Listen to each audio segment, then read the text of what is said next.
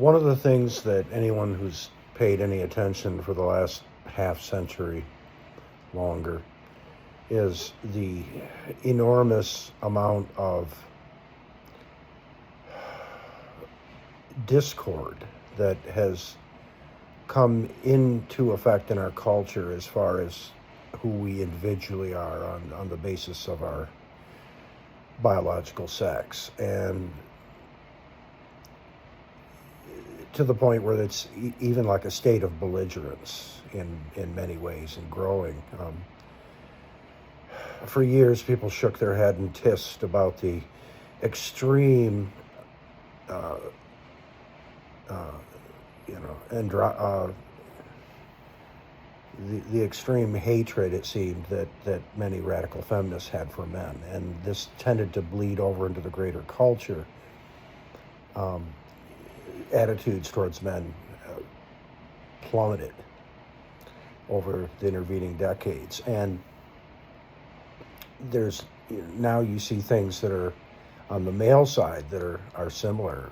The incel thing is just rampant misogyny, and yes, maybe the first thing that you saw manifested in a cultural subset was the misandry of radical feminism, but two wrongs don't make a right. It's not because of that it happened. It's the same dynamic that creates them both. It's just one showed up more prevalently, it was noticed more prevalently.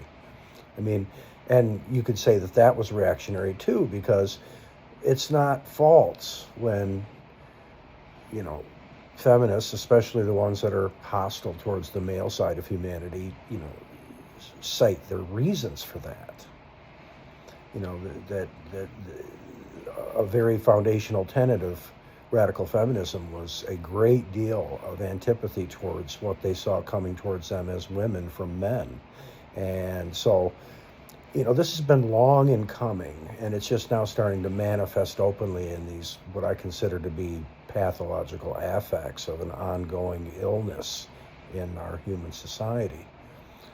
And even the passport bro thing it's sort of the American male stating to the American female, I don't need you, I can go over here and get this other female. But I don't think that that's the magic panacea. I mean, the things that people say about the other as their reasons for why they cannot tolerate them, let alone have a productive relationship with them, always say more about them than it says about the one they're saying it about. The way you perceive things, especially when you perceive things very negatively, that's very much about you, how you're set up psychologically and conceptually, and not them. I mean, and I'm not saying that it makes it a matter of that person's fault. No, it's no one's fault. People do what they do, and there's a lot of human crap that has to be dealt with for a lot of reasons. I can get into that in a minute. But, when it's a situation like that, your power is that you have to understand that you have to compensate on your end by controlling how you react to it. If things come at you in a way where it's almost just a no-brainer, it's natural to have a negative reaction, that's when you have to fight even harder. And I think it all comes down to, it took a long time, but our human culture has finally started to show real clear signs of dysfunctionality to the point of falling apart altogether because of our long-standing human tradition that we have of civilized humanity, which is, it's on a spectrum. People tend to think there's parts of the world that are less civilized than others. No, it's all the same long process of civilization. The civilization is the human system. It's not the manifestations of it. Civilization isn't about technology, great monuments, great works, strongly influential or productive culture. No, even the most backwater tribal culture in the Amazon still has that long-standing human civilization thing that even primitive hunter-gatherer groups are not immune to that. Even if they're not practicing what is done in the main, the thing that is done in the main has affected everything. Even those that try to avoid it, distance them from it physically, it's still there. We're all changed now. And it happened when we went to agriculture and we lost our conditional need to have an altruistic instinct, if you will, because that was a huge survival advantage. When you're a small band of people and you all are hunter-gatherers, if everyone takes care of everyone else, just like in a pack predator, the group survives better. That's all there is to it. And I don't think that the concept of family or male-female relations or any of the things that we have now existed at that time. I think it was entirely different. Entirely different. I think that everyone belonged to everyone else. And so I think that post-agricultural settling, and I think post-agricultural culture and post-agricultural civilization, I think what you see more and more is that for the longest time, while people were still coping with this change as best they could and making the best of it they could, tens of thousands of years, that the constructs that we're familiar with, as far as male-female relations, creating families, that whole dynamic, I think that all arose as a compensation for the lack of overall altruism, because that stops when you're competing over arable land. That instinct was no longer the best survival advantage. Things changed, and the best survival advantage was cohesiveness, unity of purpose overall. It was the group, the larger group, the nation, if you will, more than it was the small hunter-gatherer extended family group.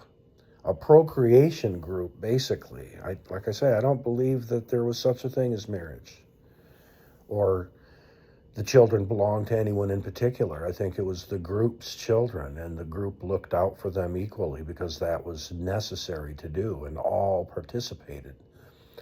And I think that, people came up with this as a way to create their own small altruism group. The family was your altruism group, and you looked out for each other. And if you look at some of the older civilized post-agricultural cultures, that's exactly how it's done. The children are there to take care of the ones who conceived them and brought them into the world when they become older and need care. They have created their own support group. They now have a group of people whose primary function is to look after their needs. So that they had that benefit of doing it. And I think that exploitation of the children was exactly the point. That was exactly the point. It became why people procreated, why people had children. And, it was your family, your children, so it was your resource base. So once again, it's your own private altruism group because it's missing from the greater culture. It's not there. Your community ain't going to look out for you. They're not. You fall and halt and lame and you can no longer survive. Well, sucks to be you. And that's just tied to the agricultural mentality. The best example of this is you go out into farmer country, and these farmers, they all know each other. They all know each other. They know who owns what farm and what they're doing and how they're doing. They'll even cooperate in many ways. They will never try to save one of their own when the farm goes belly up, because they know they can go in there and pick up equipment at auction prices very cheap. They can benefit from the failure of another. And farmers, it's such a tough way to make it anymore because of how much money you have to generate per acre, which necessitates equipment and all these expenses. People go under all the time, and it's part of how they survive. that one of their number fails and they get to feast on his corpse, so to speak. And that is the essence of an agricultural society. You know, going back to agriculture simply and grazing your own food sounds so good compared to this mechanized dystopia that we came into in the 20th century, where it was off the land and in a factory or in an office. But it's not the Eden that people think it is. No, it's way, way after that stage. It's way, way after that stage. That the garden was the natural world, where it was just there for you to reach out your hand and take what was needed. And it stopped being that as soon as you had to like sweat over the soil. I mean, it even makes reference to that in that part of Genesis, but I'm not going to get into the symbolism of ancient theologies. If you're not literally written, they're symbolic stories, and people don't look for that, and so they end up, you know, misappropriating the entire presentation. Things were never written literally in ancient times. People, I think, were just enough more intelligent. They could see symbolism and understand it. It didn't have to be explained that this was not a literal story. This was instructional, thought-provoking, a thought problem. And I think that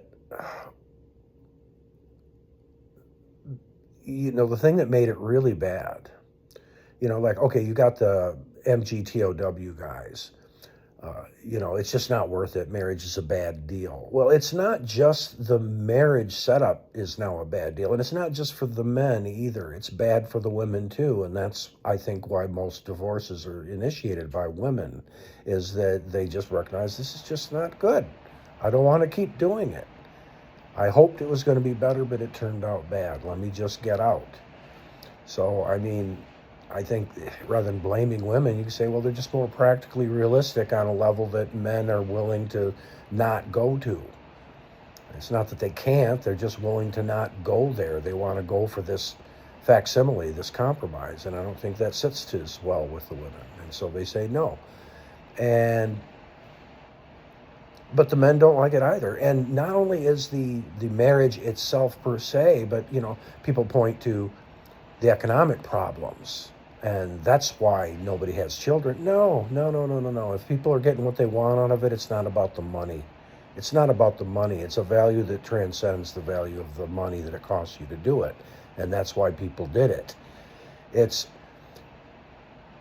We no longer are able to create our own altruism group. We can't do it. It doesn't work. I mean, there's a whole lot of reasons for that. The shift off the land meant that you're not all there together doing the thing. So now it's a problem. You're off working a job instead. So you're not right there. So you're not there to get the benefit, and you're not there to ensure that everyone's trained up and conditioned and programmed in a way where you're going to get the benefit. So what ends up happening is delinquency.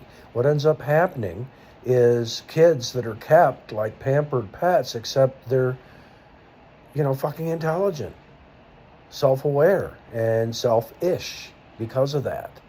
And if that's how you grow up, that's the kind of human being you're going to be. And, you know, it's either extreme is bad. You know, people think exploitation is abuse. No, the children are not there for you to abuse. They're not there for you to cozen or coddle either and to make it all about them. No, that's the opposite of how people did it for the longest time. They were there so they could make it all about you in your age when you needed that. And they, of course, could get the benefit by doing the same thing in turn. And they're learning how to do it from having it done to them. You know, I mean, you can't be a commanding officer in the military unless you've first been an enlisted man. You know, even West Pointers, you know, even these people, the ones that go to officers school, they still have to learn the discipline. No, they weren't a grunt digging latrines, but that's not the point. It's different ways of doing the same pattern. And this is what's been lost. There's no upside to forming a procreation partnership with somebody and having offspring and raising them, because we've finally had it fall apart to the point where it just doesn't work anymore. I mean, you're off working a job, the kids are off in school, there is no real cohesion of family.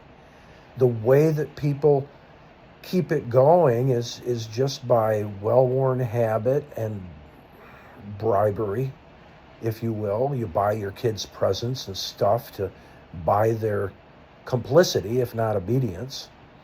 You know, you put up with a lot of their stupid shit. They put up a lot of your stupid shit. They're usually glad as hell to be out of the house by the time they're grown, and you're glad to have them gone. And that's not how it's supposed to work.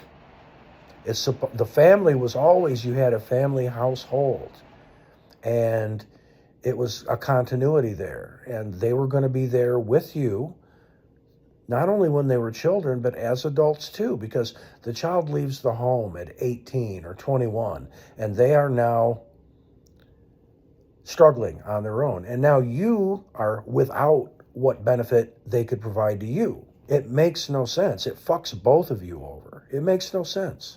It makes no sense. If you don't have like a family domicile that passes from generation to generation and they continue to live there together, it does not make any sense to have a fucking family. It doesn't. It makes no sense at all. There's no benefit to it. It's a serial, teetering on the brink of poverty, because every generation has to start from scratch. Every generation has to start from scratch. There's never any generational wealth built, because it can't happen under that system. Easy come, easy go. I mean, people do well. People do well. You have people that didn't come from money, but they managed to get pretty large. They managed to get pretty large. They managed to become billionaires in some instances. Most not, but there's a great many people, they're doing just fine in their one cycle. I wonder how their kids are going to do, I wonder how their kids are going to do. I'm wondering how the next generation will do. And if not them, then the third generation. I've seen these things cycle up and down. There's a lot of people in this country that their family had money at one point, and it's gone. There's no sign of it down the road. My great-grandmother had parents on my maternal grandmother's side. Her mother grew up the daughter of hoteliers. They had a nice big hotel. I mean, a really nice one. We're talking like late 1800s style, brick, veranda, porch, huge, multiple story, big, beautiful hotel. And she was an equestrienne. She did dressage. She rode horses, and she had the boots, the jodhpurs, everything. And my grandmother had nothing. She had nothing. The family wealth was gone by the time it got to her generation. There was enough where she went to school, and she learned enough that she was able to be a school teacher. But she was a poor school teacher, working paycheck to paycheck. She had no money. And, that's one of the reasons that happens, is that things get lost. I mean, you don't see that continuity anymore. The wealth now, it's not about family wealth. It's about cooperative wealth, corporate stuff, shareholders, investors. It's not about family per se. There's a few examples you can point to. The Walton family. Very few, because it's a pattern that's just not there anymore. And I think the only reason it's even a thing with the Waltons is they must have had some structure in that family where that sort of thing was continuing and done. But we have now reached a point where the whole thing is just about undoable. And I think that even if there were economic factors that changed drastically, like some sort of supplement or some sort of way of making it easier financially for people to have kids, what's the point? More people who are not part of a functional system. And because of that, they go into the larger system, and they're not functional there either. I mean, these are all things that humans came up with as a system of, you had the family group, and then you had the larger group of your local community, and then you had the larger society at large, the nation state. And these things all interacted in a way that was fairly stable. There were problems. There's always problems with people, but it was fairly stable. It is no longer at that point. It does not work. And the reason is because you have to have the basic unit. You can't build a masonry construction without bricks, and a very important brick is some sort of functional system. And who knows, maybe it's not fixable. Maybe we have to go back to some sort of version of what it was when we were in the hunter-gatherer groups. Some sort of version like that, where it goes back to a primal human psychology of a procreation group raising children together for the benefit of the survival of that size of a group. And then, of course, those groups having that altruitive standard, they can interlink and cooperate with other groups. And I think the last vestiges of that disappeared, with the modernization of the agricultural civilization, which was in Europe, it was the Romanization. Europe is a product of Rome. I mean, the Romans came in and the old way of life fought with Rome, and when the Romans left, they were pretty much Roman. Even if they hadn't been conquered, they'd been influenced. They went from being people who lived mostly with animal husbandry. They didn't raise crops all that much in the old European tribes. Agriculture was brought in by the Romans because they were very much an agricultural civilization. And, people talk about that, the diet, and it's like, it's not just the diet. Yeah, it's healthier for you, but it's not just that. It's that way of life. The healthy benefits of it are way more than just the nutritional. The healthy benefits are, that's a system where people are working cooperatively.